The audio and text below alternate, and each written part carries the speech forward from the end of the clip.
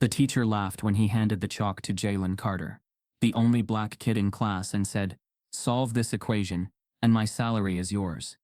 Everyone expected him to fail. Everyone. But what Jaylen did next didn't just solve the problem, it exposed a system. By the time the bell rang, his life was no longer his own, and by nightfall, the internet had turned him into a symbol no one was ready for. But this was never just about math.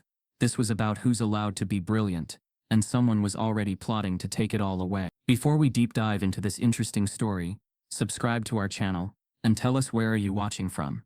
Share in the comments below. It was second period AP Calculus at Grayson High, a public school tucked between the tobacco fields and abandoned steel yards of Jefferson, Kentucky. The air inside room 3B always felt a little too still, like even the walls had grown tired of pretending things were equal here. Jaylen Carter, 16, sat in the third row, 2 seats from the window. Always the third row, never the front. Not because he wasn't capable, he was, but because he knew the front wasn't for him. Not here, not in this school, where black students made up 15% of the population, but 0% of the student government, academic decathlon team, or school yearbook. He learned early that blending in was safer than standing out. Mr. Dalton, who'd been teaching advanced math for 17 years, believed himself to be an old-school educator, a man who didn't see color but always noticed when a black student had a hoodie on indoors or spoke out of turn. He ran his classroom like a silent military camp, the whiteboard always pristine, his ties always tucked, and his tone always just one notch above patronizing. Today, though, he had something special planned. "All right, class," Dalton said, placing his thick blue gradebook on the podium. "Today we're starting with something fun, a brain stretcher. Let's see who's got real thinking chops." He turned to the board and began scribbling a long, winding equation that spanned nearly half the white surface. Integrals nested inside limits, a piecewise function tangled in a differential. It looked like a dare wearing a lab coat. Jaylen leaned slightly forward, eyes narrowing. He recognized parts of it, fragments from a paper he'd read online last year, during one of those nights when the internet was his only teacher. Dalton capped the marker and stepped back dramatically. "This, my dear students, is what we call an elegant monster. It's been used in graduate-level qualifying exams. Most adults can't solve it, but I'm feeling generous today." A few chuckles rose from the back. Then Dalton did something he hadn't done all year. He looked directly at Jaylen. "Mr. Carter," he said, voice dripping with a smirk, "you look focused. Think you can crack it?" The room went still. Jaylen didn't answer. He wasn't sure if it was a real question. Dalton raised an eyebrow. "Tell you what, if you solve this, my salary is yours." The room erupted. Not full laughter, but the kind of snickering that lives between disbelief and mockery. Some students turned to each other with raised eyebrows. Others stared at Jaylen, waiting to see what he'd do. Jaylen's fingers curled under his desk. He felt heat rising in his ears, a low buzz in his chest. It wasn't the equation. It was the way Dalton said it. Not like a challenge, like a joke, like a punchline to a script that always ended the same way. The black kid tries, the class watches, and the teacher reminds everyone why some seats were never meant to be occupied. "I didn't ask for your salary," Jaylen said quietly. Dalton shrugged, his smile tight. "Of course not. It's just a little incentive. Unless, of course, you're not up for it." The bait was clear. Jaylen could stay seated, let the moment pass, and go back to invisibility. Or he could stand, take the chalk, and risk becoming a spectacle. He looked around. A few classmates avoided eye contact. Others leaned in, hungry for entertainment. Jaylen slowly stood. He didn't speak, didn't smirk back. He just walked up to the board, eyes scanning the equation again. The classroom murmured behind him, whispers blending with tension. Even Dalton seemed caught off guard now, a flicker of doubt crossing his face. Jaylen picked up the chalk. His hand hovered near the top of the board, just under the integral symbol. His breathing slowed. Every eye in the room was on him. But Jaylen wasn't thinking about them. He was thinking about the night he'd first seen this problem, buried inside a Reddit post from a Columbia grad student. He remembered staying up until 3 a.m., trying to untangle it like it owed him money. He remembered the thrill of finding a shortcut no one had considered, one that shaved 8 steps off the published solution. He started writing. First, a simplification of the piecewise condition. Elegant, clean, then a substitution no one had expected. His wrist moved quickly, decisively, like he was sketching a memory. The room faded. Dalton moved closer, trying to decipher what Jaylen was doing. His smile had vanished. Jaylen didn't notice. For the first time all semester, he felt weightless, not because he wanted to prove anything to them, but because the numbers made sense. Because math never asked where you came from. It didn't care about skin. It only cared about truth. Line after line, step after step, he moved through the equation like a storm through dry leaves. Quiet, focused, undeniable. Then, silent. He capped the chalk, turned, stepped back. Dalton stared at the board. His eyes tracked every line, every symbol.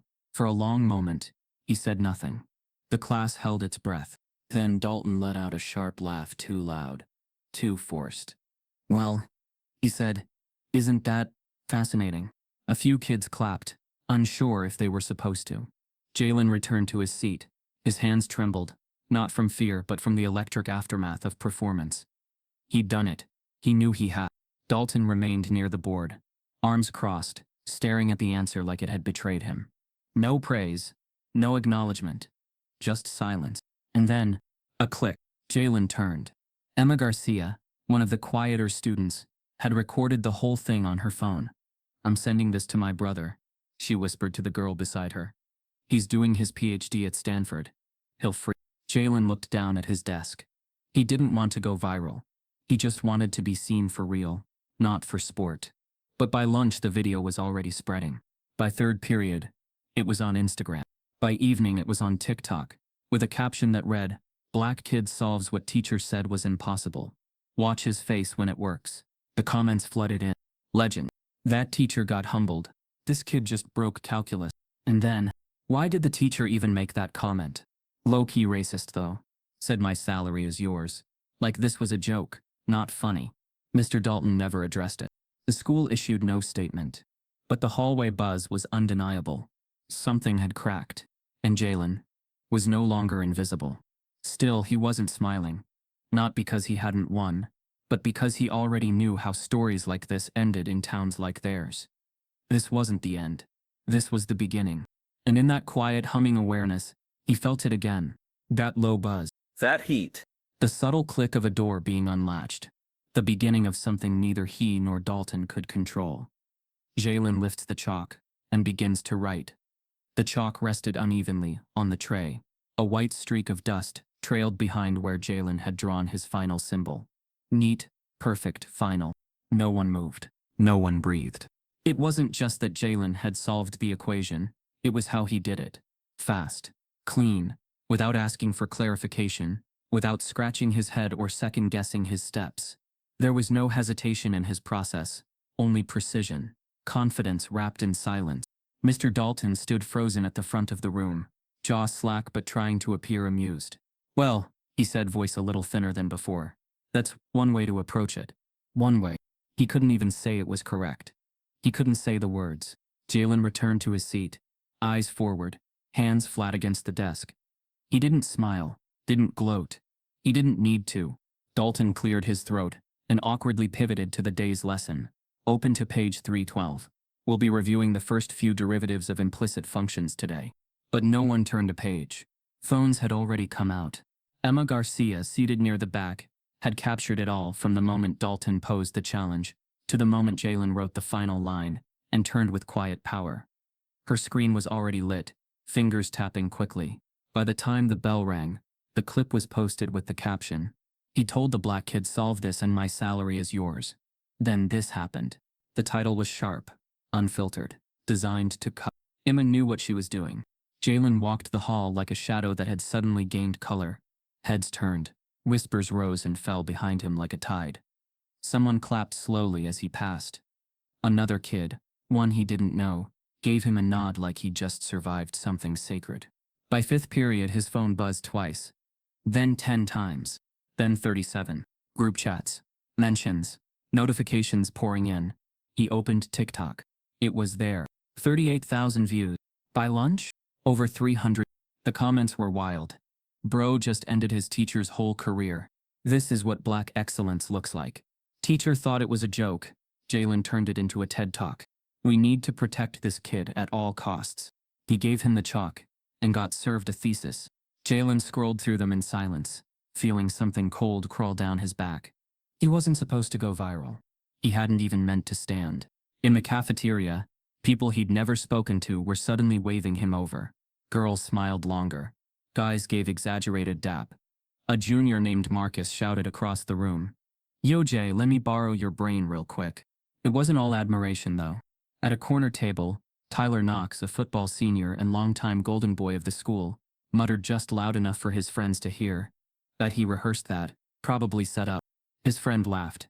"Yeah, nobody's that fast." Jaylen heard it. He always heard it. The words weren't new. Just louder now that people were watching. Still, the clip kept rising. 500,000 views. Then 1,000,000. By the time he got home, the local news station had posted it on their website with the headline, "Kentucky teen outsmarts his teacher in viral classroom moment." But that wasn't the story. Not really. The story was a white man, in authority, daring a black boy to entertain him with failure, and being publicly dismantled instead. Jaylen's mom, Denise, sat on the couch, still in her scrubs from the hospital. She had the video up on her phone. Her eyes were red, not from work, but from something else. "You okay?" she asked gently. Jaylen nodded. "You understand what's happening? I didn't mean for it to go this far." She looked at him, quiet for a beat. "It was always going to go this far. You're a black boy with a sharp mind in a place that doesn't like sharp anything." Jaylen stared at the floor. Denise touched his arm. "You didn't ask for their attention, but now you have it. Just don't forget why you started learning in the first place." Jaylen nodded again, this time slower. His phone buzzed once more. This time, it wasn't a comment or a friend request. It was a direct message from Dr. Savannah Reed, a math professor at NIT. The preview read, "Jaylen, I saw the video. I've never seen anyone approach that equation the way you did." His heart skipped. He opened it. The full message continued. "I've been researching alternative solutions to nested integrals for years. What you wrote, whether by instinct or design, eliminates unnecessary loops. That's not just solving it. That's redefining it. I'd love to talk more." Jaylen sat back, stunned. His hands trembled. He hadn't even realized he had them clenched. Up to now, the praise had been surface level. TikTok flattery. Internet awe. But this was different. This was a door. But not everyone was thrilled to see it open. In the teacher's lounge the next morning, Mr. Dalton stared at his screen. He hadn't slept. The video was everywhere. His name wasn't in the caption, but everyone knew who he was. Students in his next class had already started mocking him, in whispers. The principal had called him in for a brief discussion. Some staff avoided his eyes entirely. But worst of all, he couldn't find the mistake in Jaylen's solution. He'd reworked it 6 times last night, line for line, every shortcut held up, every symbol aligned. He couldn't even fall back on ambiguity. Jaylen hadn't just been right, he'd been innovative. Dalton clicked through the comments on the video, a storm of opinions and jokes at his expense. Then he saw it. "Petition to get this teacher fired. Someone find his info. White fragility in action lol." Dalton's palms sweated. He opened his email. 3 unread messages from the district. The subject line on the third one made his stomach drop. Subject, "U Argent. Media contact regarding student incident." He clicked. It was short. "Mr. Dalton, please refrain from making public comments until we've reviewed the incident and consulted with legal. District headquarters will be calling shortly. Assistant Superintendent, Communications Office." Dalton looked up. Around him, the lounge was silent, except for the ticking of the wall clock. Then his phone rang. Not his personal line. His school-issued one. A number he didn't recognize. His throat dried. He reached for it. A phone rings in the teacher's lounge. District headquarters is watching. Morning light filtered through the tall windows of Grayson High School's main corridor, but it offered little warmth. For the first time, the building felt sharp and unfamiliar to Jaylen Carter. He walked past lockers indistinguishable from yesterday's, yet the air around him shifted. Unease replaced novelty. By now, the viral video had become the quiet hum beneath every step. The cafeteria buzz, the hallway whispers, the glance from an upperclassman or teacher, it all carried a note of expectation. They expected something. They expected a hero, or they expected a spectacle. Jaylen didn't know which was worse. At home the night before, his mother Denise Carter had held his phone and said only, "Tomorrow, get your head clear. They'll come knocking. Some for good reasons, some for bad." He'd nodded, but inside he felt like an actor drafted into a scene he never auditioned for. Back in school, the first unfamiliarity appeared in the form of the principal's voice, over the intercom.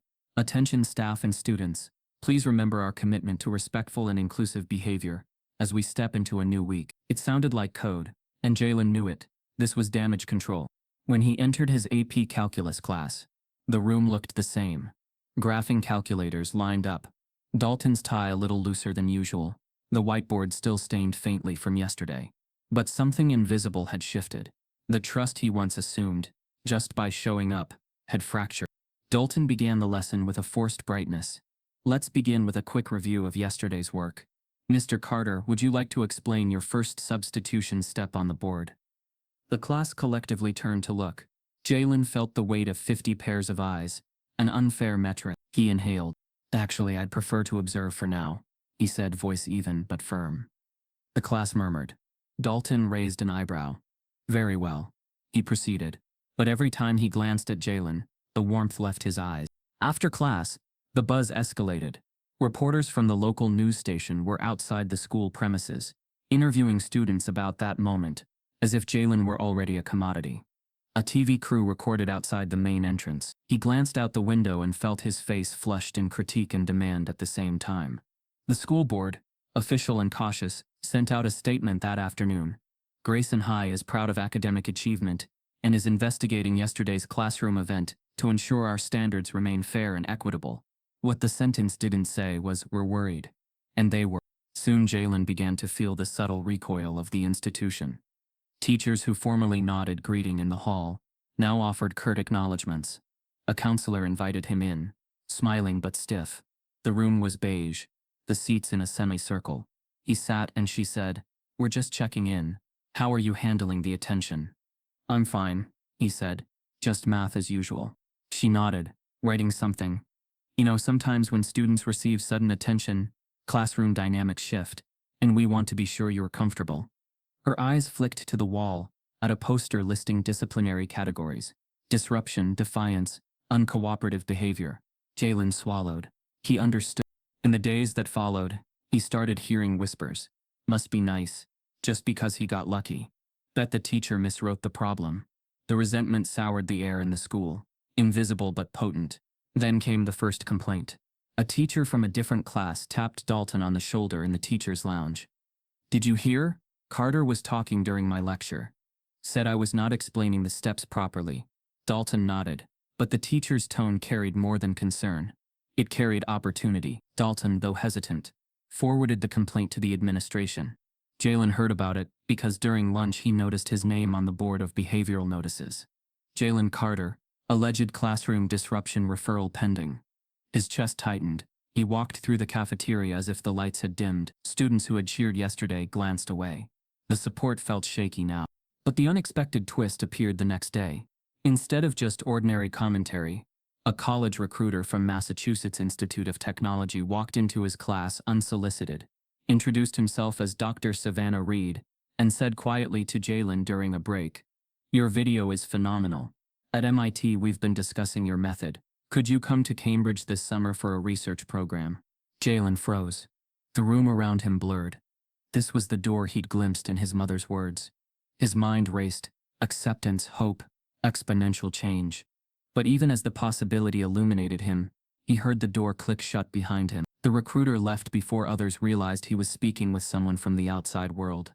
That afternoon, back in the counselor's office, she handed him a memo. "Please be advised.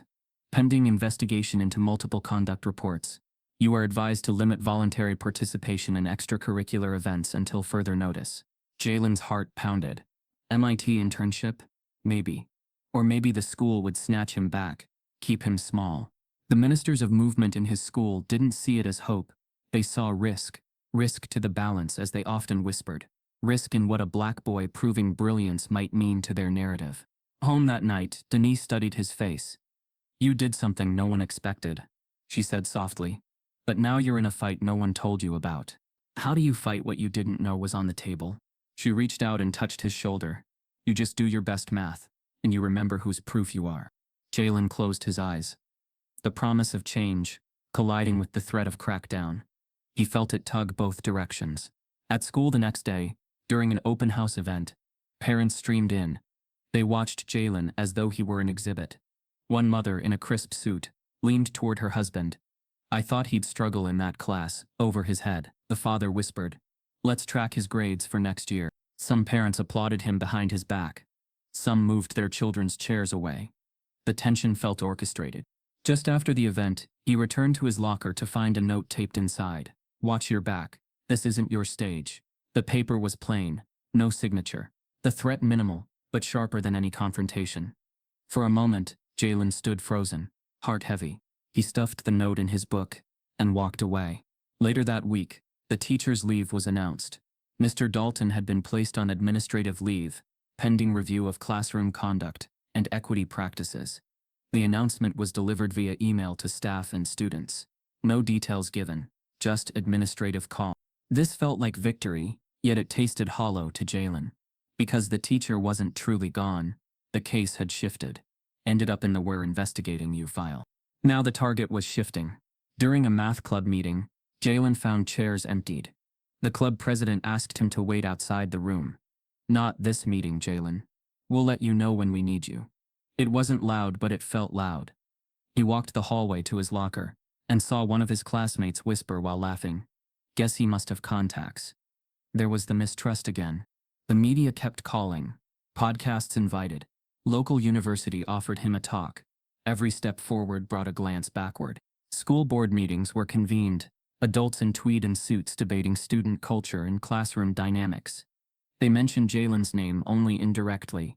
Recent event, the student involved, impact on our reputation. In one meeting, a parent shouted, "This is a high school, not a viral TikTok feed." The superintendent cleared his throat and said, "We must respect both academic growth and community values." Jaylen sat outside listening from the hallway. He pressed his back against the cold cinder block wall, closed his eyes and asked, "Community values for whom?" Inside the auditorium, adults in the audience clapped politely when he wasn't named again. A ripple of applause when the interim report was read. It wasn't about him. It was about them. Back in his room that night, Jaylen stared at his phone screen. The MIT email invitation still open. He flicked away the app and placed the phone face down. He closed his eyes, felt the weight. The equation on the board last week had already moved him into a different space. But the space wasn't empty. It was full of shadows, expectations, accusations, invisible resistances. His mother came in quietly. "You okay?" she asked. He opened his eyes. "I don't know what I am anymore. Not the invisible kid. Not the viral one." She sat beside him. "You're still you, but they're changing what you feel you can be." He wiped his cheek. "I solved the equation. But I'm not sure who solved me." She squeezed his hand. "Hold on. They'll not make you the problem. You'll make them the answer." But at school the next morning, Jaylen's schedule changed. A new period labeled behavioral monitoring was added to his daily timetable. He arrived and found himself seated in the counselor's office, alone, while the door clicked shut behind him. A formal letter awaited on the desk, stamped by the district. He slid the envelope open and read, "Due to recent conduct reports and as part of the district's standard review, you are hereby placed on formal warning status. Any further incidents may result in suspension of academic privileges." The ink felt heavier than the paper. Jaylen looked up. The counselor's face was sympathetic but resolute. "We just want to make sure you're supported," she said. He nodded. "Thank you." She leaned back, glancing at the letter. "I know this might feel unfair. I want you to know I have your back." Jaylen absorbed her words. Some comfort. Enough to keep moving. He reached into his backpack to pull out the MIT invitation, and hesitated. Then he left it there. As he walked to class, the hall felt narrower. The lockers seemed taller. The whispers grew louder. The smile he used to give passed faster. Eyes shifted. Some students looked away. Some looked at him, as though they were watching a different Jaylen, altogether. He paused at his locker, and the touch of the note he'd found earlier slipped in his memory. This school wasn't built for people like him. The words weren't loud, but they lined everything. The warning letter, The empty chairs, the hush when he walked into the room. Yet inside that hush, a fire flickered. Because somewhere behind the message and the warning, there was possibility. And now, it was being tested. Jaylen receives a formal warning for being disruptive. The air in the hallways felt heavier now. Not with confrontation, but with calculation. Jaylen Carter moved like someone watched from behind glass. He walked the same halls, carried the same books, sat in the same seat, but none of it felt familiar anymore. It was the subtleties that changed first. In AP history, Mr. Kingsley no longer called on him, even when Jaylen's hand was the only one raised. He started writing see-me notes in red pen on otherwise perfect essays. In physics, group projects were assigned. Jaylen found himself the only student left without a team. When he asked about it, the teacher replied, "Maybe you're just a little ahead of the others. Try doing a solo version." It wasn't overt exclusion.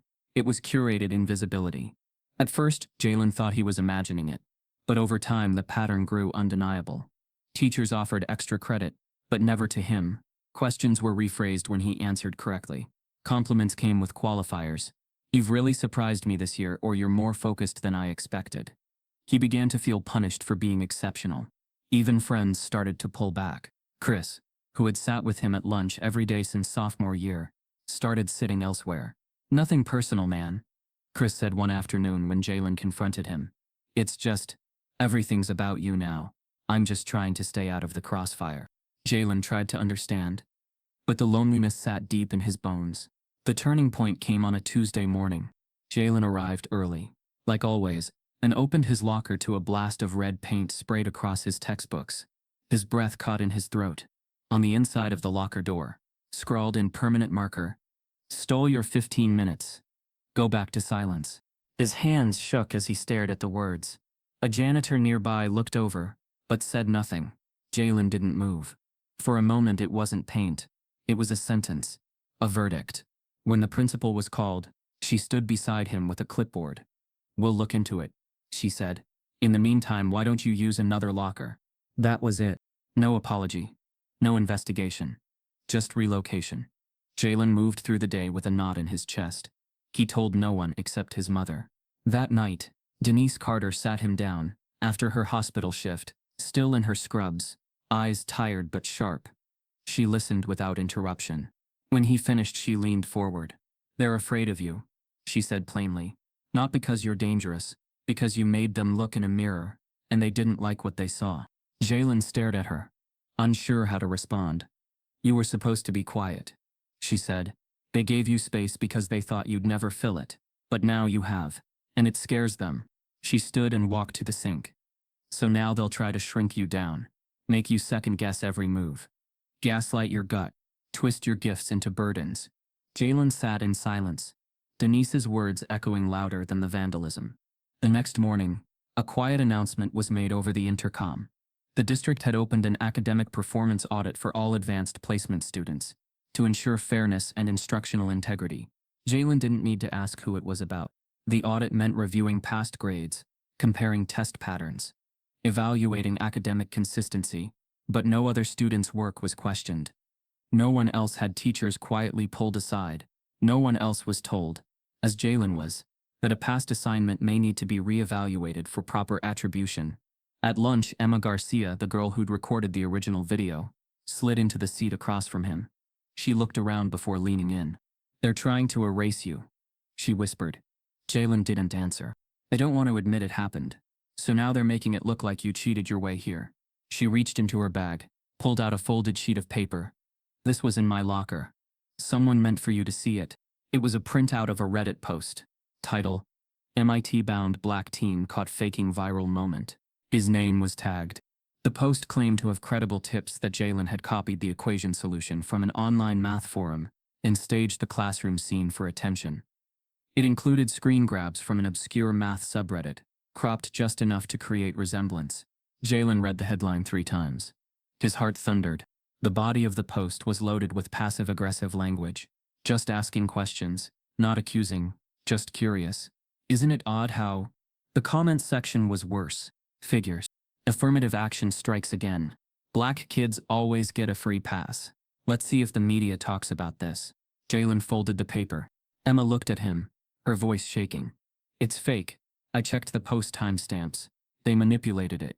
But if people believe it, she didn't finish the sentence. Jaylen stood up. His legs felt hollow. He walked to the bathroom, locked himself in a stall, and leaned his head against the cold tile. He thought about the night he solved the equation. How clear it had felt. How pure. Now that clarity had dissolved under a fog of suspicion. Later that day, the school's academic integrity board asked to meet with him. In the meeting room, 4 adults sat behind a table. He recognized only 2. The counselor was there too, seated to the side, watching. They said it was routine. Said it wasn't about race.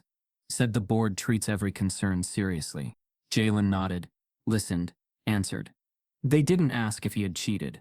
They asked how he'd studied. They asked if anyone had coached him. They asked if his background prepared him for such advanced content. Background. That word hung in the room like smoke. He walked out, body buzzing with indignation and confusion. He hadn't just been doubted. He'd been profiled, under fluorescent lights, and professional voices. And when he returned to his locker, the paint had been cleaned. But the message remained burned in his mind. Stole your 15 minutes. Jaylen sat through the next class without hearing a word. After school, as he stepped outside, a group of students passed him. One whispered loud enough for him to hear, "Hope he remembered to cite Reddit this time." The group laughed. Jaylen didn't flinch, but his hands curled tightly into his sleeves. Later that night, the post spread.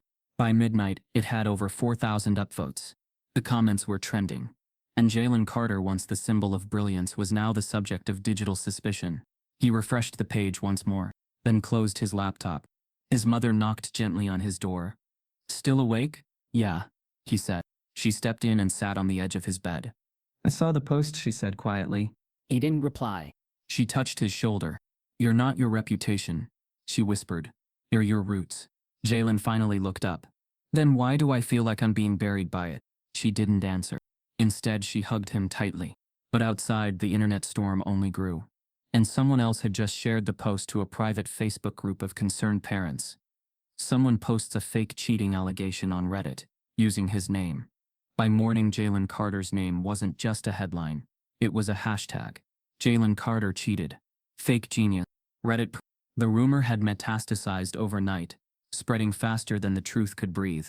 Every scroll, every refresh, multiplied the lie. Someone had taken screenshots from the Reddit post, paired them with the classroom video, and edited them together into a slick 30-second clip titled, "Exposed. Viral math kid faked it all." It wasn't crude. It was professional. Edited with precision. With intent. Jaylen watched it from the kitchen table before school, the blue glow of his phone reflecting in the half-eaten cereal bowl in front of him.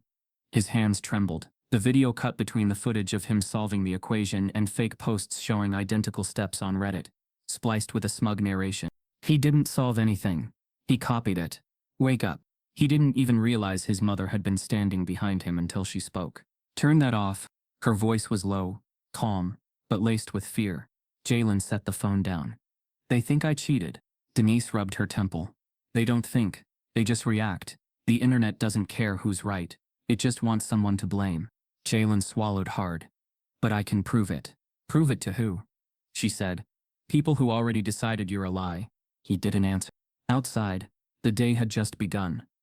But it already felt like a verdict. When Jaylen reached Grayson High, the air buzzed with whispers. Students huddled near lockers, phones glowing like small torches, in the dim morning light. Their murmurs stopped when he passed. Eyes followed him, a mixture of curiosity, pity and quiet satisfaction. He reached his classroom to find the door closed. Inside, voices. Through the small rectangular window, he saw Mr. Dalton, the teacher who'd once mocked him, standing at the board again, erasing something with methodical calm. Jaylen blinked. Dalton had been suspended. That was supposed to mean something. When the bell rang, the class shuffled in behind Jaylen. Dalton turned, tie crisp, posture confident, as though the last few weeks had been a dream that never happened. "Morning," he said. His tone carried no apology. Jaylen froze halfway to his desk. Dalton's eyes met his steady, cold, assessing. "You may take your seat, Mr. Carter." The words landed like a slap. He wanted to speak, but something inside him warned, "Not here. Not like this." The lesson began. Dalton wrote a new equation on the board. One Jaylen recognized immediately from a graduate-level text. The kind of problem he used to love. Dalton turned back to the class. Let's see who's ready to do real math today. The implication was razor thin, but everyone caught it. Real math. Jaylen's hands tightened around his pencil. When class ended, he left quickly. But as he walked through the hallway, a notification flashed on his phone. A local news alert. Breaking: Kentucky teen's viral math moment under scrutiny. Sources question authenticity. He tapped a link. There it was. A news anchor smiling politely, speaking in the same tone used for weather reports and scandals. 16-year-old Jaylen Carter, whose classroom video gained millions of views last week, is now facing questions about the authenticity of his solution. Online users claim the equation had already been solved in a public forum years ago. The segment cut to an expert, a retired math teacher from another district. If the steps were truly his, that would be remarkable. But plagiarism happens in surprising ways. Jaylen's throat burned. He couldn't finish watching. He slammed his phone shut and walked outside, the October wind cutting across his face. Every breath felt heavier. That evening, 2 of his college application portals showed new notifications, both reading under review. A third had gone blank. No explanation. No email. Just vanished. His guidance counselor left a voicemail the next morning. Jaylen, there's been some concern regarding your recent press coverage. We may need to revisit your recommendation package. Please stop by when you can. Revisit. Code for retract. By lunch, he'd lost his appetite. The cafeteria noise melted into white static. He sat alone near the vending machines, scrolling through endless comment threads. Knew it. They always play the victim. Media hyped him 'cause he's black. Turns out, same story as always. He stopped reading. The words crawled off the screen and into his head. It wasn't just online anymore. The next day, someone had slipped a folded sheet into his locker. Inside, printed in bold, "Black excellence isn't welcome here." No signature, just those 6 words. Jaylen stared at them, the ink pressing against his mind like bruises that wouldn't fade. For a moment, he couldn't move. It wasn't surprise anymore. It was fatigue. The exhaustion of having to prove what should already have been obvious. He walked to the bathroom, tore the paper up, flushed it down, and splashed cold water on his face. When he looked up, his reflection stared back, hollow-eyed, older somehow. He didn't see the kid who loved math. He saw someone the world had already decided to disbelieve. Later that week, the story reached national forums. A known hate group, hiding behind a patriotic name, began circulating Jaylen's image, with captions like "another diversity hoax" and "affirmative action fraud." They flooded his school's email inbox with demands for transparency. The school released a short statement. "We take academic integrity seriously and are reviewing the circumstances surrounding this event." They didn't defend him. They defended their process. The message was clear. He was now a liability.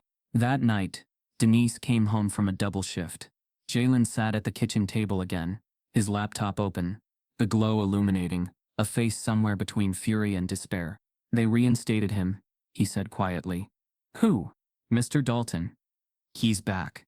Her hands froze on the back of the chair. "What?" "They said they found no grounds for continued administrative action." She sat down slowly. "So they punished the boy, not the system." Jaylen stared at the table.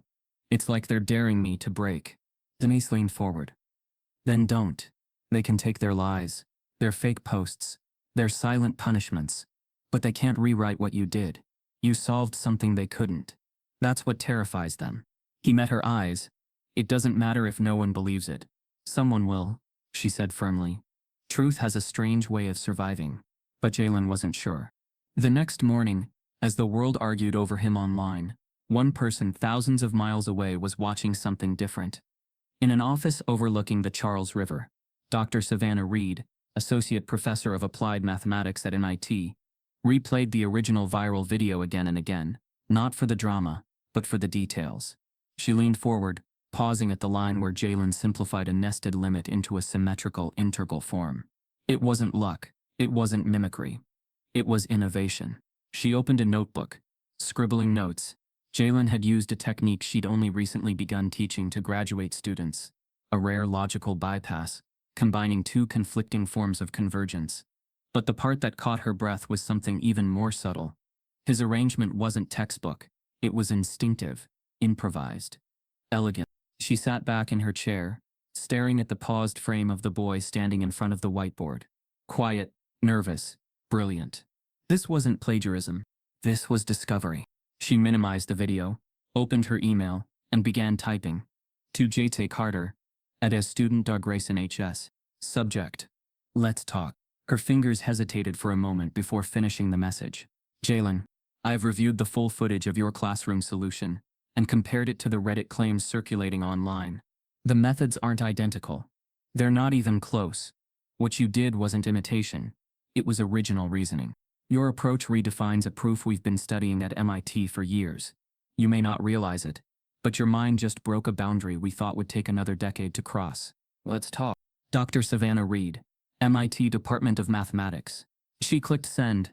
Outside her window, the Charles shimmered under a late autumn sun, calm, deceptive, hiding the undercurrent below.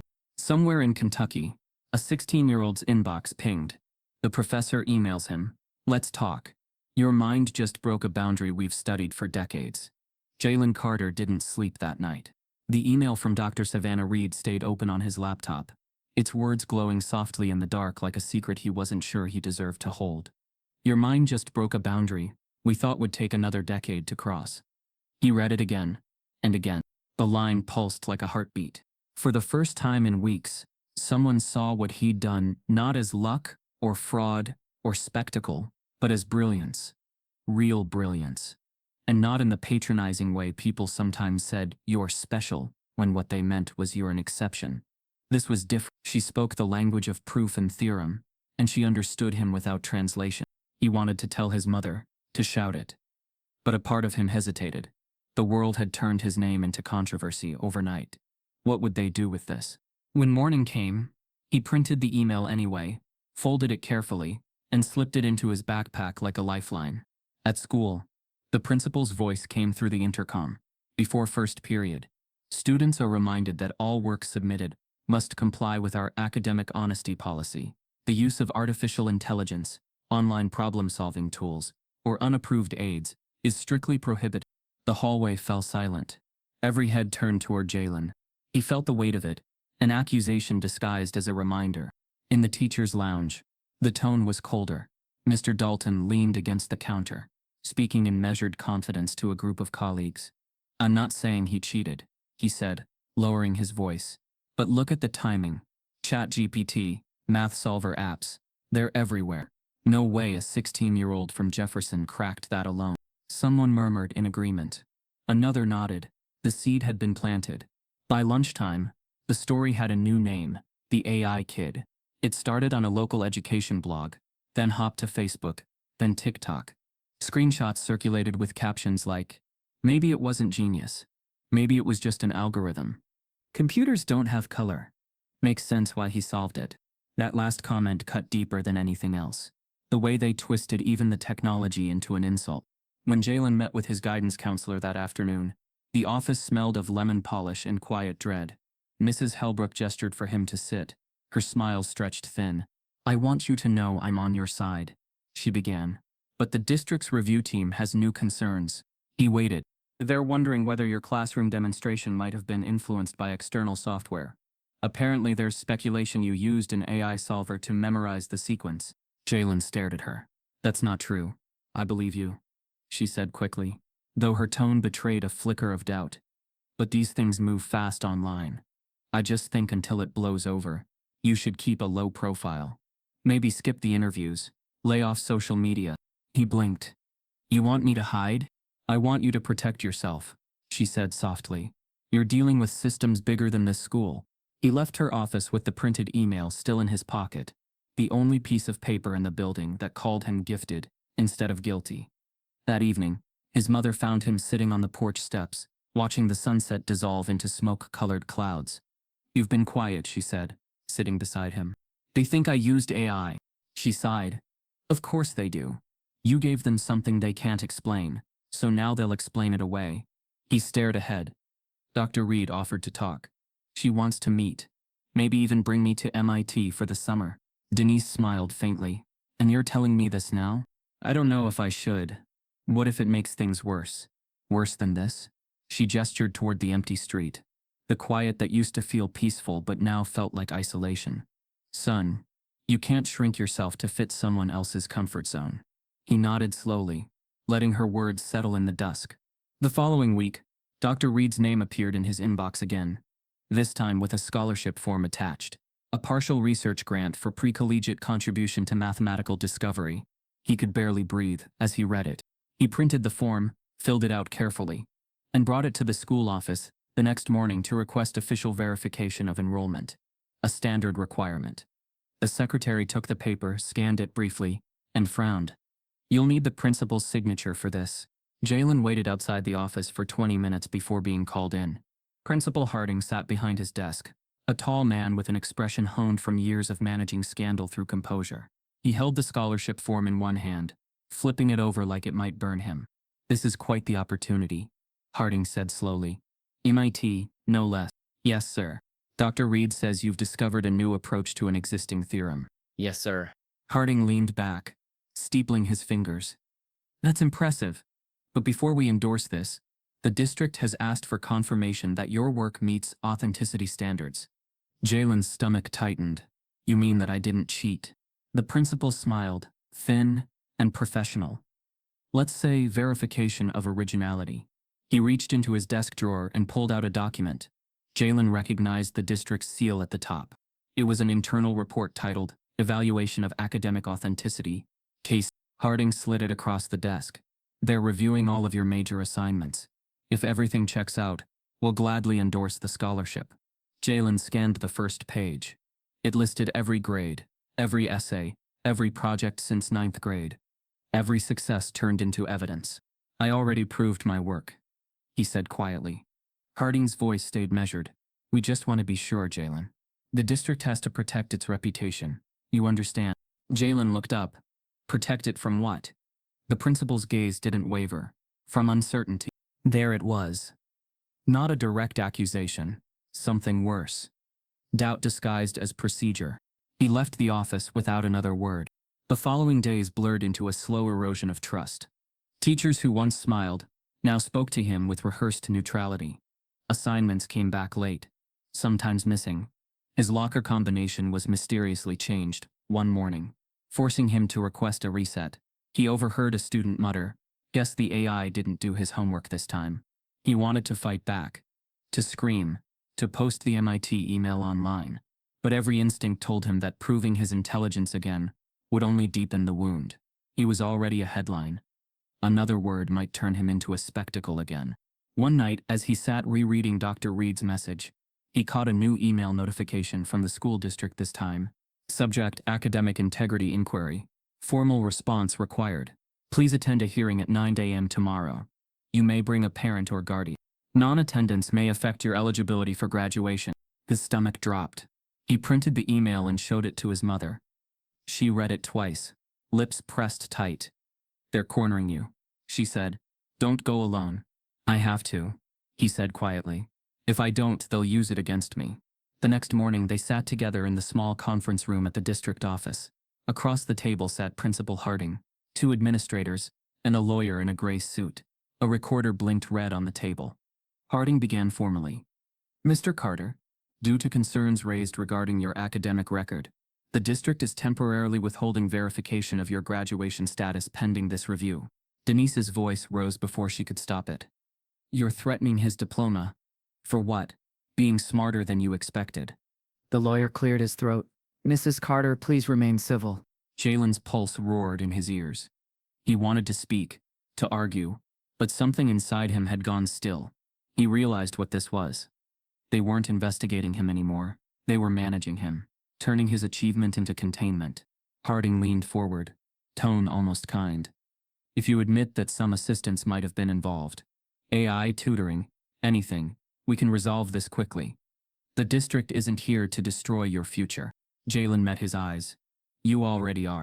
For a heartbeat, the room froze. Then Harding nodded slightly, as if confirming what he already believed. Then I'm afraid the board will need more time before certifying your graduation eligibility. The lawyer folded his papers. We'll be in touch. Jaylen stood slowly. His mother rose beside him, fury simmering beneath her calm. As they stepped into the hallway, the door shut softly behind them. He could hear their voices start again inside. Low administrative detached. Outside, the corridor stretched long and sterile. Fluorescent lights buzzed above. Denise looked at him. What did he mean by more time? Jaylen's voice cracked. He means they're going to hold my diploma. The principal threatens to withhold his diploma. It took Denise Carter exactly 48 hours to file the complaint. She hadn't planned to. She was a nurse, not a lawyer. A single mother, not a protester. But when her son walked out of that hearing face blank, hands shaking, future held hostage, something inside her snapped. She didn't start with shouting. She started with paperwork. The NAICP's regional office responded within 12 hours. By the next morning, 2 civil rights attorneys were on a Zoom call with Denise and Jaylen, reviewing the sequence of events, collecting screenshots, downloading the original TikTok video, and cataloging every message, email, and vague policy review the school had issued. This isn't about cheating, said Addie. Malik Rhodes. This is about erasure. Jaylen sat silent, watching his mother speak with unshakable calm. It was the first time he'd seen her hold power not as a defense but as an offense. Within a week, the story exploded again, but this time not just as a viral video. Now it was a case. Local teen genius faces institutional retaliation after solving math equation. School withholding diploma from student after viral success. Neo-ACP launches investigation into academic racism. In Kentucky District, protesters began gathering outside the school building, holding signs that read, "Let him graduate. Black brains matter. You fear what you can't control." Local news vans parked across the street. National reporters called, and Grayson High began to panic. The district responded with a carefully worded press release. We respect the concerns of the community. However, we are committed to upholding our academic standards and are conducting an internal review of all allegations and materials involved in this situation. But it wasn't just Jaylen under review anymore. It was the school board, the administration, the systems that claimed to celebrate diversity while quietly dismantling it. Meanwhile, Mr. Dalton, the teacher who'd issued the original sarcastic challenge, filed a defamation lawsuit against both Jaylen and Denise. His attorney released a public statement. Our client's reputation has been damaged irreparably. A student took a viral moment and weaponized it against a veteran educator. We seek justice and professional restoration. Jaylen stared at the lawsuit papers. Numb. I didn't even say anything about him, he muttered. You didn't have to, Denise said. Truth doesn't need a headline to feel like a threat, but support was building faster than resistance could contain it.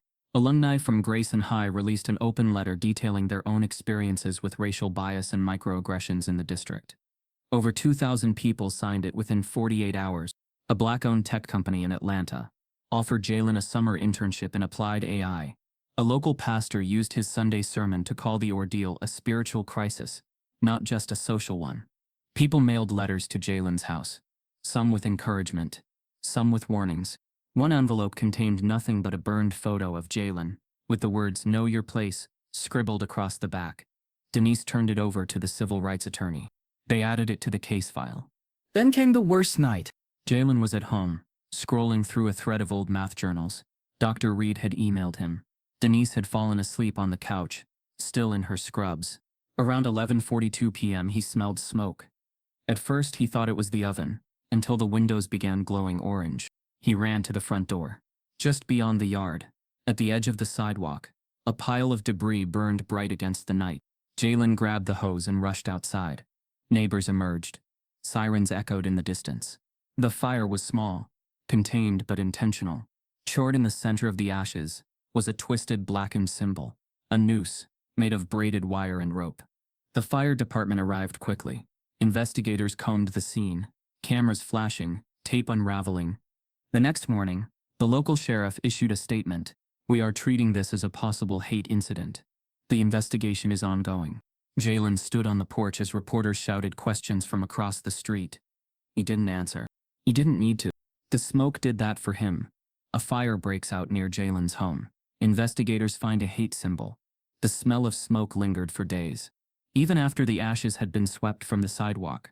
After the sheriff's men rolled up the yellow tape, the air around the Carter home carried the faint, bitter trace of something burned that wouldn't leave. Neighbors stopped by with casseroles, awkward sympathy, and too many questions. Reporters hovered just beyond the property line, their lenses glinting like insects waiting for motion. Jaylen didn't speak. He couldn't. Every time he opened his mouth, the words tangled in the thick air between anger and exhaustion. He'd seen violence on screens before. He'd seen what hate looked like from a distance. But this was different. This was deliberate proximity, the kind of hate that knew your address. Denise moved through the days with mechanical calm, her voice steady even as her hands trembled when she thought no one was looking. She called the NAICP lawyer again. She called the district. She called anyone who would answer. But by the second night, she stopped calling and sat quietly beside her son instead. "You don't have to be brave every day," she whispered. Jaylen nodded, though the word brave had lost its meaning. By the weekend, the photograph of the burned symbol had made it to national news. It wasn't supposed to. The sheriff's office had promised to keep it sealed, but someone leaked it. The image of the charred wire noose went viral within hours.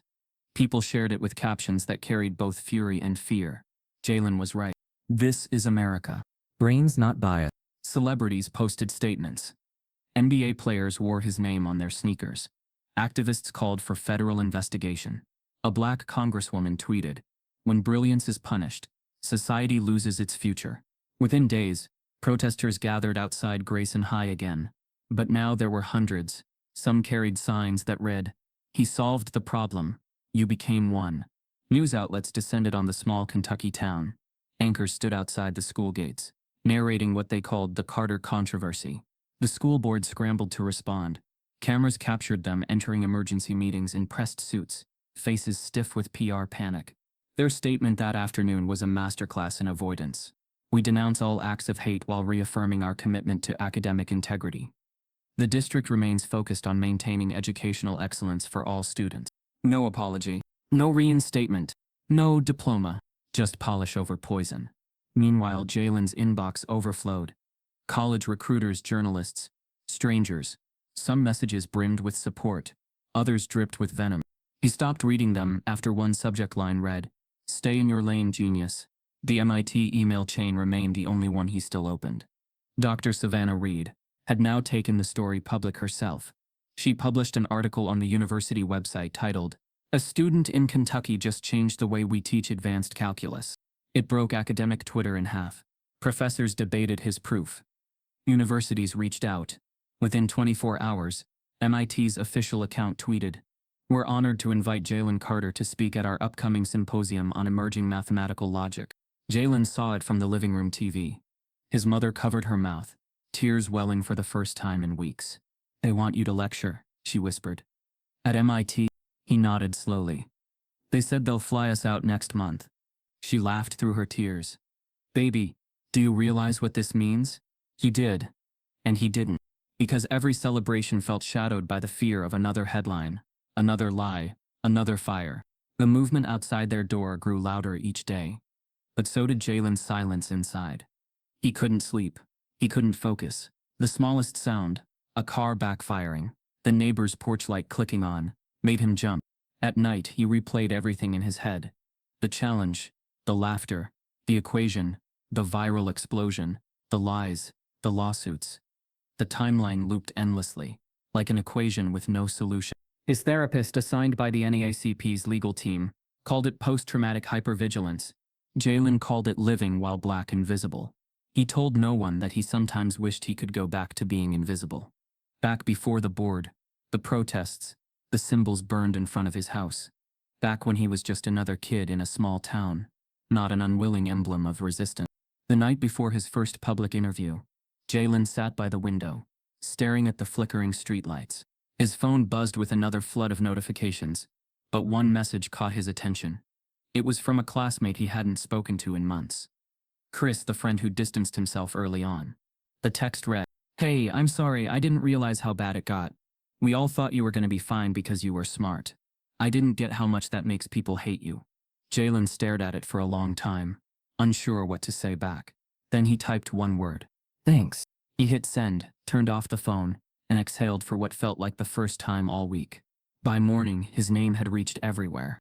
CNN, NBC, NPR, The Times. Hashtags in multiple languages. Even the president's social media account referenced him indirectly. Every young mind deserves safety to thrive. MIT arranged a private car to escort him and his mother to Louisville for a press conference before the symposium. Cameras flashed as they stepped out of the black sedan. Jaylen smiled politely, but his eyes darted to every shadow. Every flash felt like lightning. Every microphone, a weapon that could twist a sentence into scandal. Inside, Dr. Reed greeted them with genuine warmth. "You don't know how much your work means," she said, taking Jaylen's hand. "You proved something we all forgot. Truth doesn't need permission." He nodded, unsure how to carry the weight of her words.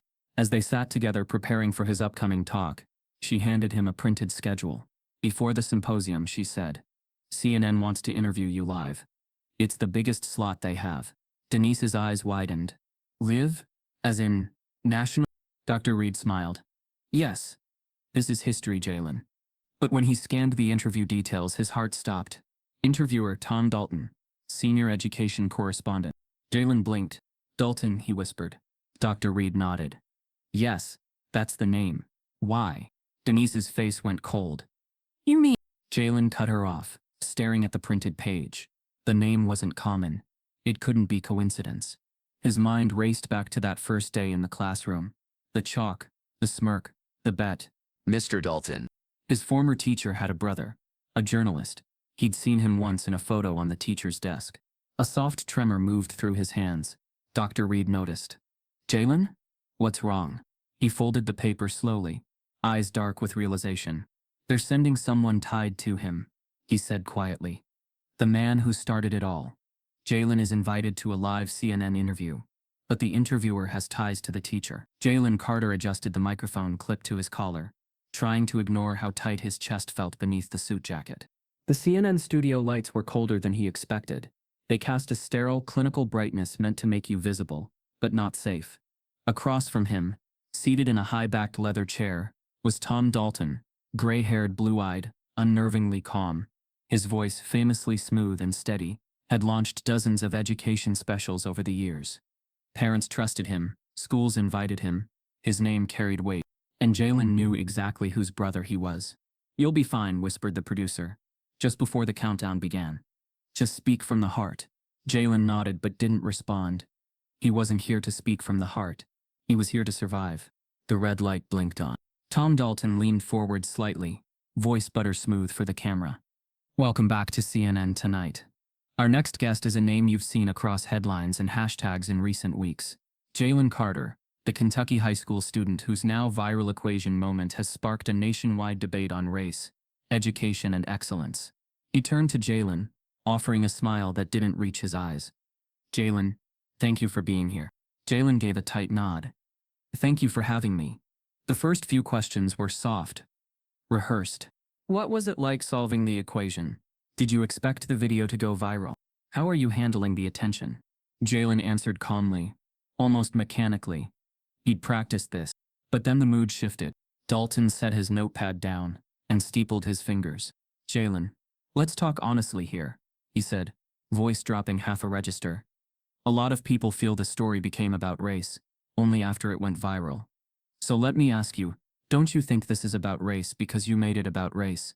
Jaylen blinked. He knew the question was coming. He just didn't expect it to come this soon, or this sharp. He took a breath. "No," he said slowly. "This became about race the moment a teacher challenged me with a joke he wouldn't have made to any white student in the room. It became about race when my achievement was questioned, investigated, and reframed as cheating before it was ever celebrated." Dalton smiled politely. "But some might say a talented student of any race could face scrutiny." Jaylen leaned forward slightly. His voice was steady. "Sure, but let me ask you a question in return." Dalton's eyebrows lifted. Jaylen continued. "Have you heard of the Raven paradox?" Dalton blinked, caught off guard. "Can't say I have. It's a logic problem," Jaylen explained. "It says, all ravens are black, is logically equivalent to everything that is not black, is not a raven. So if I show you a green apple and say it supports the raven theory, technically it does." Dalton frowned, unsure where this was going. Jaylen's voice didn't waver. "That's how institutional gaslighting works. You frame every example to support the same bias. A black student excels, must be cheating. A black student fails, confirms the narrative. A black student stays quiet, he lacks confidence. A black student speaks up, he's aggressive. Everything becomes proof of the same flawed assumption. Silence filled the studio. Jaylen didn't blink. Dalton shifted in his chair, adjusting his tie. That's a very philosophical view. Jaylen tilted his head slightly. No, that's a lived one. The interview ended 10 minutes later, with polite handshakes and professional smiles. The studio lights dimmed, cameras powered down, but the fire had already been lit. By the time Jaylen returned to his hotel room, his phone buzzed non-stop. Clips from the interview flooded every platform. Some praised him as brilliant, articulate, unshakable. But others, arrogant, little brat, kid pulled the race card on national TV. Typical victim complex. He just proved he's a threat. Threat. That word appeared more than any other. Jaylen sat on the edge of the bed, shoulders slumped. His mother reached for his phone, gently pulled it away. "You were powerful," she said softly. "I was baited," he whispered. Over the next 48 hours, the fallout spiraled. The interview went viral, but not in the way Jaylen had hoped. Right-wing pundits dissected his attitude. Social media and influencers mocked the Raven paradox, calling it woke nonsense. A parody TikTok video showed a white student saying, "If I solve this, do I get called racist too?" It got 3 million views. Even some school board members shared posts condemning unprofessional conduct during national appearances. Jaylen's inbox filled again. Only this time, it wasn't scholarship offers. It was hate. Emails, messages, threats. Some veiled, some explicit. A photo of his house with the words "still watching" captioned beneath it. He sat in the living room, eyes red, jaw clenched. "I shouldn't have said anything," he muttered. His mother shook her head. "You told the truth." "Yeah," he said bitterly. "And look where that got me." But support came too, quietly, and from unexpected places. A retired professor from Howard University sent a letter praising his composure. A group of high school students in Chicago made Raven Paradox t-shirts. A black mathematician in South Africa posted a video breaking down Jaylen's logic and calling it a modern defense of black intellectual survival.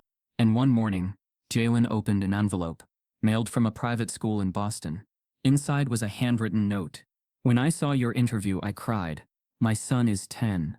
He's gifted. He's black. And now he has someone to point to. Keep going. Even when it feels like the whole sky is falling. Keep going." There was no name, just a return address. He taped it to his wall. But just as Jaylen began to find footing again, another blow landed. The teacher, Mr. Dalton, wasn't done. This time he didn't go through court. He went through the press. Late one evening, the local news ran a breaking headline. "Private school emails leak. Documents suggest Jaylen Carter received preferential treatment." Jaylen stood frozen in front of the TV. The anchor continued. "Newly leaked emails from faculty members at Grayson High appear to show internal discussions about Jaylen's class performance. In one, a staff member writes, 'Let's avoid challenging him too much. There's enough scrutiny already.' Another mentions, 'We need to make sure nothing slips through the cracks with Carter. Any mistake will be magnified.'" Jaylen's head pounded. The email thread, real or not, was already weaponized. The reporter concluded, "Sources close to the leak say the emails were provided by a former faculty member who claims the school coddled Jaylen after the video went viral. While unverified, the content has sparked renewed debate about double standards in education." The screen cut to Mr. Dalton, sitting at his kitchen table, voice calm, eyes cold. "I'm not angry," he said. "I just want fairness. That's what this was always about." Jaylen turned off the TV. He sat in silence. The paradox had unfolded in real time. No matter what he did, it would always be twisted. He was either an outlier or a fraud, exceptional or dangerous, never just enough. His phone buzzed again. CNN wanted a follow-up. So did Fox. So did MIT. So did strangers. Jaylen stood slowly, walked to the mirror, and stared at his reflection. The world wasn't asking for his answers anymore. It was asking for his apology. The teacher leaks private school emails attempting to discredit Jaylen. Jaylen didn't sleep. He hadn't even tried. Every time he closed his eyes, the words from the anchor's voice replayed in his head. Preferential treatment. Unverified. Renewed debate. Preferential treatment. That's how they spun it, turning racism into generosity. Turning a cover-up into a favor. By noon, the leaked emails were everywhere. Shared, reposted, dissected. Hashtag split into warring sides. Justice for Jaylen versus stop playing victim. Dr. Reed called him first. Her voice trembled with fury. They're framing this to protect themselves, she said. The timestamps don't even line up. Those emails were altered. Jaylen sat at the kitchen table, staring at his untouched breakfast. It doesn't matter, he whispered. They'll believe what they want to believe. Denise stood by the counter, arms folded, trying to hold herself together. We're not letting this go, she said. If they can twist the truth, we'll untwist it. But the twist was already deeper than any of them knew. The NAACP lawyer subpoenaed the district for the original email chain. What they found wasn't just manipulation, it was orchestration. Among the documents recovered from the district's servers was a memo marked internal use only. It was from Superintendent Linda Holloway, dated the week after Jaylen went viral. Given current public attention, please ensure staff minimize direct association with student Carter. Do not initiate recommendations for external programs without administrative review. Any correspondence to colleges or institutions should be routed through this office. We must control the narrative. Attached were directives sent privately to several teachers, including Jaylen's guidance counselor, Mrs. Halbrook. One line, highlighted in yellow, froze everyone who read it. Our goal is to quietly manage expectations for this student's future opportunities, so as not to create further controversy. Quietly manage expectations. In other words, sabotage him, but politely. When the files went public, the internet erupted. The emails hit social media within hours, shared with screenshots of signatures and dates. Anchors on every network called it a shocking revelation. Commentators debated whether it was malice or mismanagement. But for those who'd lived this story, it wasn't shocking at all. It was confirmation. Jaylen's entire future had been filtered, monitored, and delayed, not by random error, but by decision. Even his college correspondence was intercepted. 2 of his acceptance letters, one from Georgia Tech, one from Stanford, had been withheld under pending verification. They were never forwarded. He hadn't even known he'd gotten them. Denise stared at the documents spread across their kitchen table like the debris of a storm. They built a trap, she said softly. And then called it policy. Jaylen said nothing. He just kept reading, line after line of administrative language dressed up as civility. He reached one email from his counselor that began, "He's gifted, yes, but we don't want to make promises that outpace his maturity." Maturity, the polite word for obedience. By evening, the school board tried to contain the damage. The superintendent released a statement of resignation, effective immediately. Cameras captured her walking out of the district office, avoiding questions, a forced smile painted on her face. This was never about one student, she said into the swarm of microphones. This was about protecting the integrity of our institutions. But Jaylen knew better. It was always about one student, about him and what he represented. That night, the news ran footage of protests outside the superintendent's home. People chanted his name, holding signs that read "The truth solved itself." And yet the celebration felt hollow. Because the more visible Jaylen became, the more danger followed. The next morning, they found graffiti on the sidewalk again. White spray paint this time in block letters. Exposed, exaggerated. Neighbors offered to help scrub it off, but Denise told them to leave it. Let them see what truth costs, she said. The hate mail grew worse. Packages arrived with no return address. One contained a piece of chalk snapped in half, wrapped in black ribbon. The police increased patrols near the house, but even their presence felt performative. The same officer who had once accused Jaylen of loitering now offered protection. He still couldn't look the boy in the eye. Dr. Reed called again, her voice lower now. "MIT still wants you here, Jaylen," she said. "But I need you safe first." Jaylen rubbed his eyes. "Safe doesn't exist anymore." "You're wrong," she said gently. "Safety isn't absence of threat. It's presence of truth." He almost smiled. Almost. By the end of the week, journalists camped outside their street. The Carter house became a symbol and a spectacle at once. Some neighbors brought food, others glared from porches. A letter arrived from the school board's legal department, offering a private settlement, a quiet resolution in exchange for withdrawing all public complaints. Denise ripped it in half without reading the second page. Jaylen sat beside her, staring at the pieces on the table. "They're trying to pay for silence," he said. "They're trying to buy their reflection," she replied. The unexpected twist came from inside the district's own IT department. A whistleblower contacted the NAACP lawyers, anonymously. In an encrypted message, he wrote, "You haven't seen everything. There's a shared drive labeled Monitoring JC. They tracked his social media, his phone logs, and flagged keywords like race, math, and Dalton. You'll find it under the communications archive. When the lawyers accessed the file, it was worse than imagined. Every tweet Jaylen had ever posted, every email he'd sent from his school account, even transcripts of counseling sessions marked confidential. Someone had been collecting his words, waiting to weaponize them. The next day, a major newspaper ran the headline, "District spied on black student at center of viral equation scandal." The world exploded again. Politicians called for investigations. Activists demanded federal oversight. Talk shows dissected his every sentence. And Jaylen, the person at the center of it all, could barely breathe. By the end of that week, he stopped answering calls. He stopped checking emails. He stopped opening the blinds. The house felt smaller, quieter.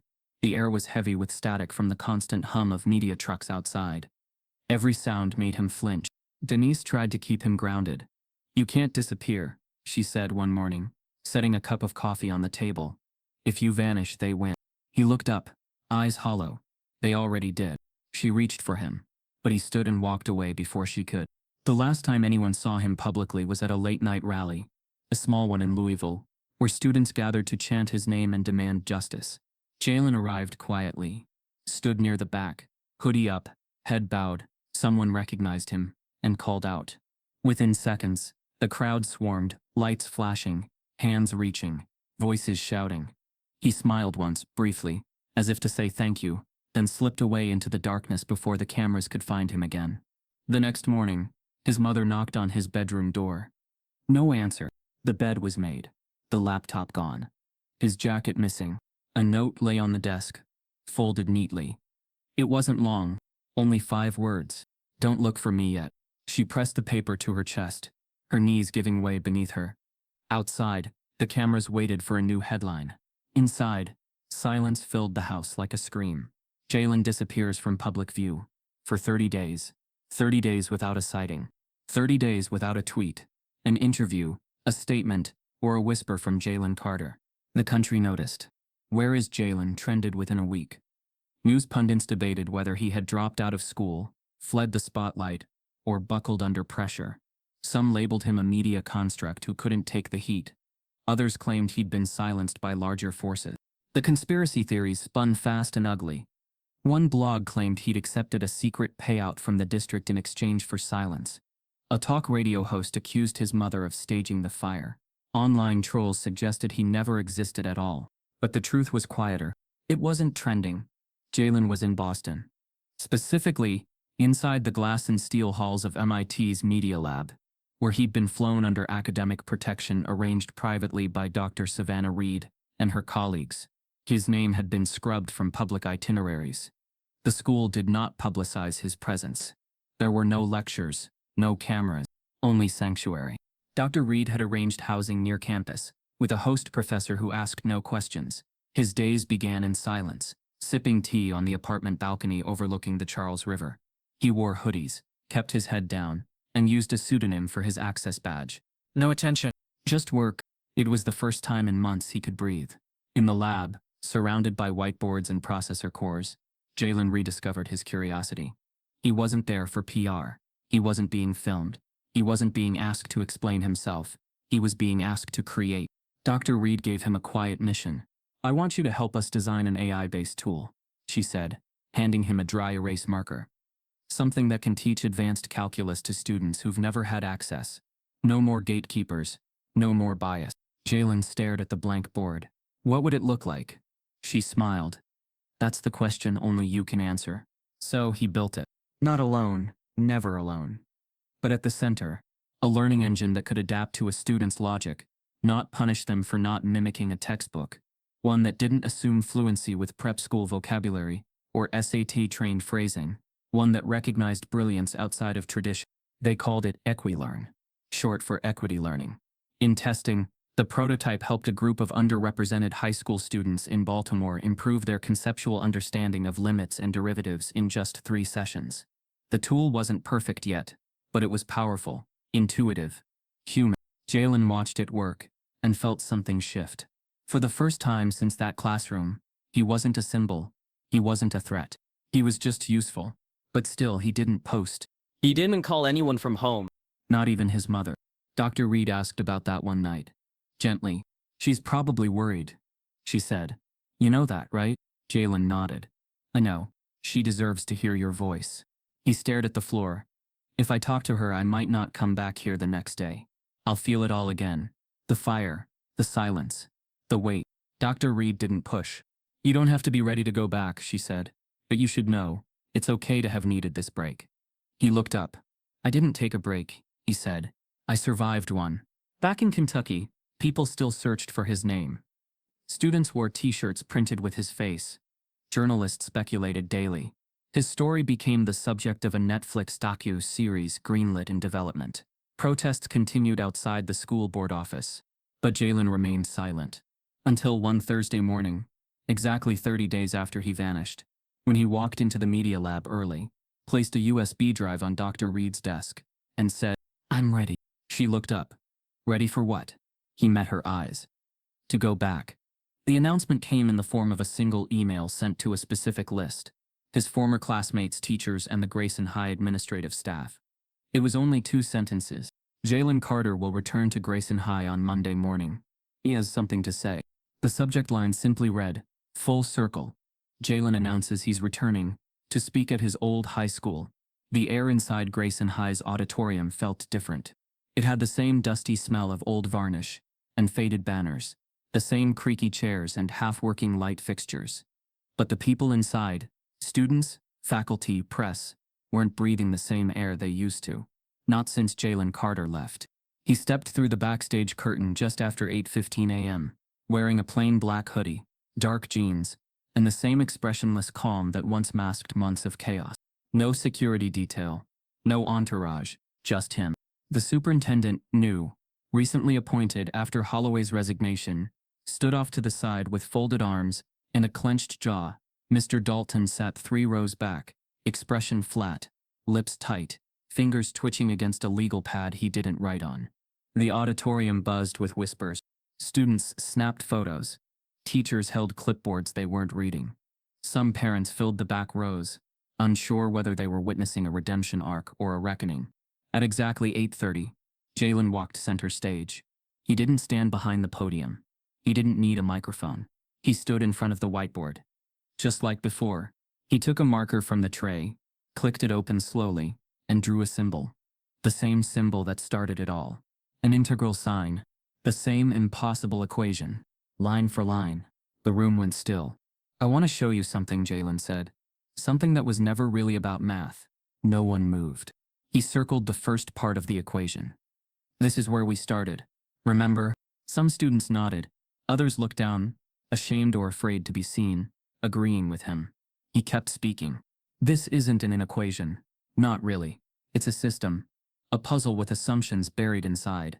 If you follow it exactly how they taught you, it's slow, complex, impossible without help. But if you see it for what it really is, if you recognize the shortcuts no one told you to look for, you solve it faster, cleaner. You learn to trust your thinking. He turned to the crowd. That's what scared them. The air tightened. I didn't get here because I memorized steps, he continued. I got here because I questioned them. He tapped the board once. That's what this was always about. Not whether I could solve it, but whether I was allowed to. Murmurs rippled through the auditorium. Jaylen walked slowly across the stage, marker still in hand. Some of you believed I cheated. Some of you thought I was lucky. Some of you stayed silent because it was easier to be neutral than to be wrong. His voice remained calm, measured, but every word carried weight. I wasn't the first black student in this school to be underestimated. I was just the first one you put on camera. A hush settled over the room. He turned back to the whiteboard. This equation taught me more than math ever could, he said. It taught me how systems protect themselves, how they disguise bias as protocol, how being gifted means nothing if the institution holding your gift decides it's inconvenient. He clicked the marker closed and set it down. Then he pulled out a tablet from his backpack and connected it to the projector. A new image lit the screen behind him. Equilearn. I didn't disappear, Jaylen said. I built this. The room leaned in. It's an AI-powered learning tool, he explained, but not like the ones that teach to the test. This one learns from you. It adjusts to how you think, how you solve, how you reason. even if you don't sound like a textbook or look like a professor. He tapped the screen. And we're giving it away for free. A gasp broke from the back row. Jaylen looked out at the sea of faces. Some stunned, some ashamed. A few visibly moved. This is for every student who's ever been told they're too loud, too slow, too different. For every kid who couldn't afford a tutor, or who got overlooked because their name was too hard to pronounce. He stepped forward. This is for the ones still sitting in the back, being told they're not ready for the front. Silent. And then applause. It started with a single pair of hands, then another, and another. Within seconds, the room was on its feet. Students clapping, teachers clapping, some even crying. Jaylen didn't bow. He didn't smile. He simply nodded once and stepped back. But then, a voice rang out from the left aisle. Sharp, loud, "Sit down, all of you." The applause halted like a needle lifted off vinyl. A woman in a navy blue blazer stormed down the center aisle, face flushed, voice rising. "This isn't education. It's indoctrination. You are not a victim, young man. You're a manipulator. And we will not be part of this publicity circus any longer." She reached the foot of the stage and pulled a folder from her handbag. "I represent the Jefferson County Parents for Academic Integrity," she said, waving the papers. "And we are filing a civil lawsuit today against Jaylen Carter and MIT for fraud, defamation, and academic disruption." Gasps scattered across the auditorium. Jaylen stood still. The woman continued. "You built your reputation on lies and division. You attacked teachers. You turned children into props. And now you want to sell them software wrapped in pity. Not on our watch." Security approached slowly, but Jaylen raised a hand. He looked down at her, calm. "You don't have to believe in me," he said quietly. "But you will have to live with what I became, despite you." The crowd stands, but one parent storms the stage with a lawsuit threat. Jaylen Carter didn't flinch, not when the woman's voice shook the auditorium, not when the folder of legal threats was waved in his face, not even when the word fraud echoed off the walls where he had just reclaimed his dignity. He simply stood still, like he had in that classroom months ago when everything first cracked open. The crowd was stunned silent. A few students looked toward the exit. Teachers exchanged nervous glances. A security guard moved forward, unsure whether to intervene. The woman Elaine Whitford, founding member of Jefferson County Parents for Academic Integrity, pointed directly at Jaylen. "You won't rewrite education on the back of our kids," she snapped. "You won't shame us into silence." Jaylen looked down at her, eyes clear. "I didn't write your shame," he said. "You brought it here yourself." The security guard stepped between them. Miss Whitford didn't resist. She simply dropped the lawsuit folder at Jaylen's feet. "We'll see you in court." Then she turned and walked out of the auditorium, heels clicking against tile like a gavel, delivering sentence. Within 24 hours, the lawsuit hit the national press. Local parent group sues math prodigy. MIT over education controversy. Conservative group alleges intellectual theft by viral student. Lawsuit targets equity tool promoting critical race thinking. Cable news devoured the headline. Panels debated the legality of intellectual theft from a public high school whiteboard.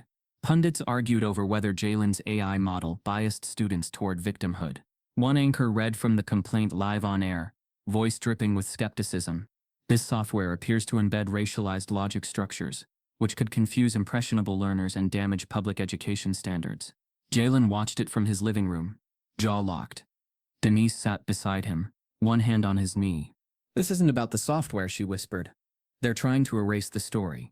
He nodded. "And make it about them." MIT's legal team moved quickly. Their internal investigation confirmed the obvious. Jaylen's software had been developed from scratch under MIT's supervision, with licensed resources and clear documentation. Every line of code, every equation accounted for. Dr. Reed, furious but composed, released a public statement. "This lawsuit is not about theft. It's about fear. Fear of what happens when genius comes from the margins, instead of the center. Jaylen Carter is not only innocent, he's a pioneer, and MIT stands behind him." The statement went viral. Still, the case proceeded to preliminary hearings. In court, the parent group's attorney fumbled through vague claims and conjecture. But then something unexpected happened. During discovery, MIT's lawyers unearthed internal communications from the parent group's private email listserv. Messages with subject lines like, "We need to stop the victim narrative. This kid is poisoning our school with woke math. If we let him win, we lose our control. In one email, Elaine Whitford herself wrote, "This isn't about math. This is about the message. We can't let this story become the future of education." When these emails were presented in court, the entire case unraveled. The judge dismissed the suit on the grounds of bad faith filing, a rare but powerful decision. Jaylen sat in the courtroom as the gavel fell, feeling something he hadn't felt in months. Relief. Real. Deep. Quiet. The kind that didn't need applause. Outside the courthouse, reporters surged toward him. Microphones were raised. Flashbulbs popped. "Jaylen, how does it feel to be vindicated? What would you say to the parents who accused you? Do you still plan to release Ikulern?" Jaylen paused. Then he spoke, his voice measured but firm. "I didn't need the court to prove I was telling the truth. I needed it to show how far people will go to silence it." He stepped back into the car waiting nearby, and left the noise behind. 3 days later, MIT announced something else. A full ride, 4-year scholarship for first-generation students of color, pursuing mathematics or computer science. They named it the Jaylen Carter Fellowship. Dr. Reed made the announcement standing beside him on campus, her arm around his shoulder. "This isn't about legacy," she said. "This is about pipeline. This is about unlocking the brilliance that systems keep buried." Jaylen said nothing. He didn't need to. His name was already speaking for him. Back at Grayson High, a strange quiet settled over the staff. Some teachers avoided the topic altogether. Others whispered in faculty lounges, too afraid or too proud to admit they'd been wrong. The new superintendent tried to usher in reforms, equity audits, policy rewrites, but trust was fractured. The community was divided. Some parents pulled their kids out of the district. Others demanded the school clean house. But one change happened without headlines. Mr. Dalton resigned. No press release, no statement, just a memo emailed quietly on a Tuesday morning. "Effective immediately, I am stepping down from my position at Grayson High School." Some teachers were surprised. Most weren't. But what no one expected was the envelope he left behind on his desk. It was addressed simply, to Jaylen. The secretary, unsure what to do with it, forwarded it to the office. When Jaylen received the envelope in the mail, his hands hesitated before opening it. Inside was a single, handwritten letter on lined notebook paper. "Jaylen, I'm writing this because I owe you something more than silence. When I first saw you in my class, I didn't see brilliance. I saw a threat to my control. I won't pretend I wasn't aware of what I said that day. I meant it to embarrass you, to put you back in your place. But you didn't go back. You stood up and shattered something I hadn't even realized I was protecting, my idea of who deserves to be seen as exceptional. I've spent my whole career teaching equations, but you taught me what it looks like when someone solves a system designed against them. I won't ask for forgiveness. I don't deserve it. But I needed you to know. You were right. Sincerely, Dalton." Jaylen read the letter twice. Then again. And for the first time in weeks, he let himself cry. Not out of sadness. Not even from relief. But because even in a world that tried to twist every truth, This one felt real. Mr. Dalton submits his resignation, but leaves behind a handwritten letter. Jaylen Carter read the letter 3 times. Not because he didn't understand it the first time, but because he needed to believe it was real. The paper was soft, creased down the middle. Mr. Dalton's handwriting was careful, almost too neat, like he had rewritten the letter more than once before sending it. A teacher's handwriting, but with something unsteady underneath. The curves of the letters betrayed a man trying to hold the line on a war inside himself. Jaylen sat at his desk, the early evening sun casting long shadows across the floor, and read it again. "I never believed someone like you belonged in that room." It wasn't written with malice. It was written with admission. That single line carried more truth than any apology could. Jaylen rested the letter on his knees and stared at the wall for a long time. His fingers trembled, not from anger, but from the sudden release of something heavy, something buried for months. He wasn't being gaslit anymore. He wasn't imagining it. The man who had humiliated him, questioned him, and fueled the backlash against him, had finally confessed. It was never about math. It was always about who was holding the marker. Dalton's letter was more than a confession. It was a mirror turned inward. "I was threatened by you, not your intelligence, your presence, the ease with which you broke the rules. I was taught to protect. You didn't just solve the problem, you exposed mine." Jaylen read that part aloud, softly, as if hearing it spoken made it more real. He'd waited months to hear those words, not from the world, but from the one man who had made him feel invisible and hypervisible at once. Dalton hadn't asked for forgiveness. That's what made it powerful. Jaylen folded the letter carefully and placed it in the drawer with his MIT badge, his press lanyard, and the photo of him and his mom from his 10th birthday. Then he closed the drawer and sat still for a long time. He didn't post about the letter, didn't mention it in interviews, didn't leak it to the press. It wasn't for the world. It was for him. In the days that followed, Jaylen found himself walking differently, not lighter, but clearer, as if some fog had lifted. He still carried everything that had happened, but he no longer carried the need to be understood by everyone, only by himself. Forgiveness didn't come like a switch being flipped. It came slowly, in pieces. The first piece arrived when he found himself thinking of Dalton, not with anger, but with sadness. Not pity, not sympathy, sadness. That a man who spent his life teaching could not recognize brilliance unless it looked like him.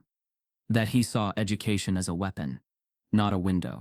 And that it took being exposed, publicly, painfully, to finally start learning something new.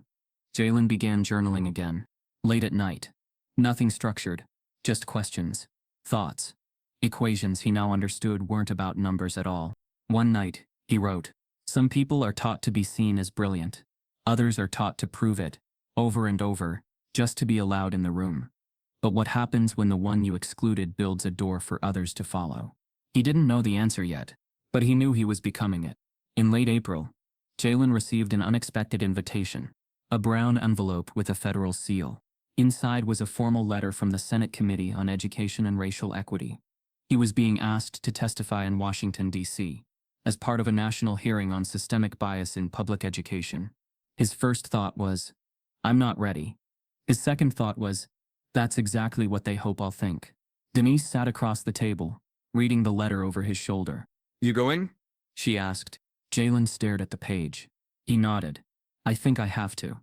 The Capitol smelled like polished wood and old ambition. Jaylen wore a dark blue suit. No tie. His MIT pin on the lapel. Inside the chamber, senators and staff members murmured as he entered. Cameras clicked. Reporters whispered. A few recognized him instantly. Others checked their notes. Jaylen sat at the long table next to a name placard that read, Jaylen Carter, student, MIT, former public school student. In front of him was a microphone, a glass of water, a nameplate, but no script. He didn't need one. When it was his turn to speak, the room quieted. Jaylen leaned in slightly. His voice was steady, not rehearsed. "I'm not here because I solved an equation," he began. "I'm here because I was told I wasn't supposed to." He paused. "I was told without words, but with decisions, that I didn't belong in the classroom I'd earned my way into. I was praised publicly and punished privately. I was framed as a prodigy one moment, a problem the next." He let the silence land. Bias in education doesn't always look like slurs or exclusion. Sometimes it looks like lowered expectations, like missing letters, like subtle sabotage dressed up as policy. The senators leaned in.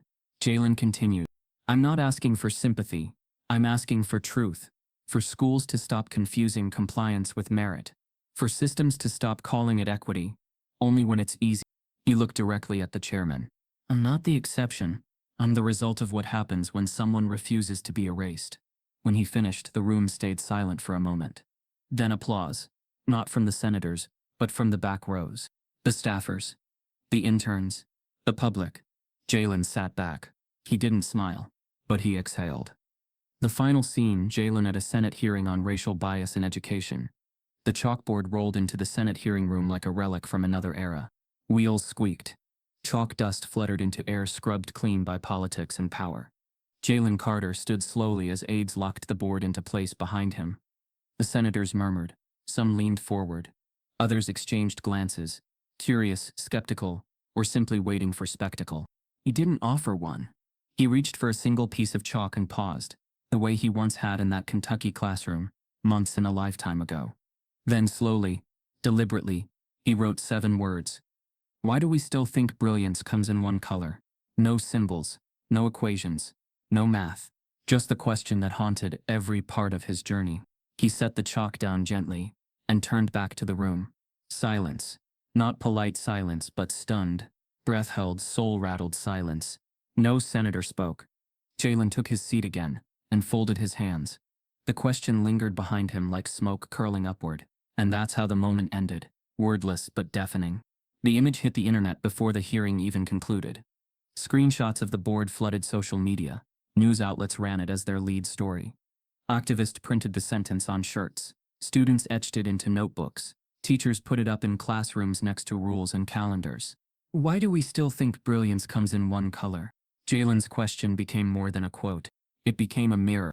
Within 2 weeks, the Department of Education announced a new initiative on racial bias audits across public school districts. Within a month, national teaching conferences added modules on racial equity in STEM classrooms.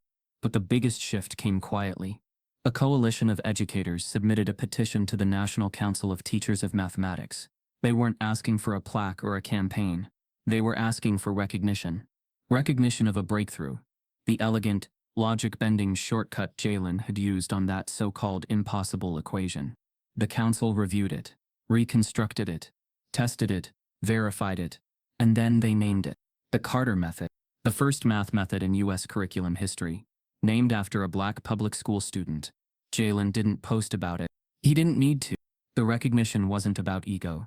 It was about interruption, about changing the shape of possibility for kids coming after him. MIT hosted a virtual panel on educational justice, featuring Jaylen as the keynote. His talk didn't focus on the equation. It focused on silence. Silence is the first thing you learn when you're born brilliant in the wrong skin, he said. You learn to hold your answers until they're safe to speak. You learn to let credit slide so you don't look threatening. But brilliance buried becomes brilliance broken, and that's a loss we can't keep surviving. The video reached 6.2 million views in 48 hours. Denise Carter sat on the porch that night, watching the sunset with her son beside her. You changed more than I think you know, she said. Jaylen leaned back in his chair. I didn't mean to become a movement. You didn't, she said. You became a mirror. They sat in comfortable silence, watching the sky deepen. Jaylen broke it gently. I don't think I hate Dalton anymore. Denise raised an eyebrow. You sure about that? He shrugged. I think I pity who he never got to become. She smiled sadly. Forgiveness is a genius all its own. The Carter method rolled out to schools nationwide within a year. Textbooks updated. Teachers trained. Lesson plans rewritten. Jaylen didn't return to every school, but when he did, he never came with cameras. He came with questions. What does math look like in your voice? Where do you find the patterns they say don't exist? What if genius was just the refusal to accept slow death? He asked. They answered, and brilliance bloomed. But change is not a line. It's a loop, and loops, by nature, return. 3 districts over, in a neighboring town outside Louisville, a 10th grade black student named Miles sat in the front row of his honors geometry class. He raised his hand, hesitant but brave. The new teacher, freshly hired, paused at the board. Are you sure you're in the right section? The teacher asked. Miles nodded. I think I understand what you're writing. But I noticed a faster path to the teacher interrupted him with a tight smile. People like you don't do math like this. The room went still. Miles stared at the board. The equation glared back like a dare. And yet in a school across town, a new teacher tells another black student, people like you don't do math. They didn't try to silence his answer. They tried to erase the question. But stories like Jaylen's happen every day. Unseen, unheard, unspoken. If this one stayed with you, don't let it end here. Type yes if you believe every student deserves to be seen. Subscribe if this broke your heart.